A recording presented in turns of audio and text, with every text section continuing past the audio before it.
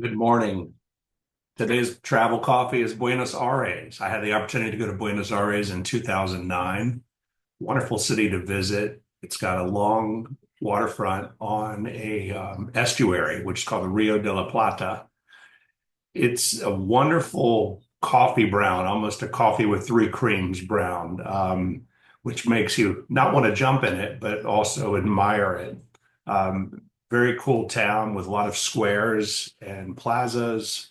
You could, one of our big takeaways is you could get a steak and a bottle of red wine for like the equivalent of $20. At the time, the exchange rate was incredibly favorable for the dollar, but we felt like we ate like royalty. Went and saw the tango, saw a tango show, saw some tango teachers or educators training people on how to do the tango. Very cool place to visit. I can't tell a story about Buenos Aires though without talking about two cab rides. And one of those cab rides is coming home from dinner one night back to the cruise ship, which we were docked at the port.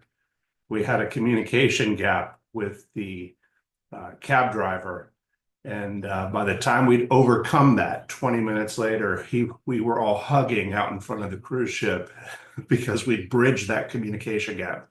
We spoke a little bit of Spanish, but clearly not enough. But eventually we fumbled through it.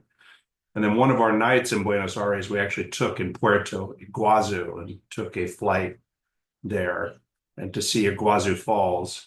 Came back the next morning, and on the flight back from the or on the cab ride back from the airport to the cruise ship, cab driver decided to take a long way home and thought uh, we weren't knowledgeable enough about Buenos Aires to know that we actually knew what he was doing. So uh, we had one cab driver that was just so appreciative that we could bridge the communication gap, and we had another cab driver that decided to try to take advantage of the Americans traveling from the airport to the cruise terminal.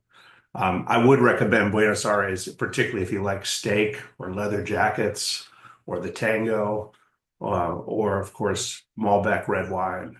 Let me know if you ever have any questions about Buenos Aires. And of course, Ed Martin, KW Commercial. I'm always here for your commercial real estate needs or for the needs of your friends and clients. Take care.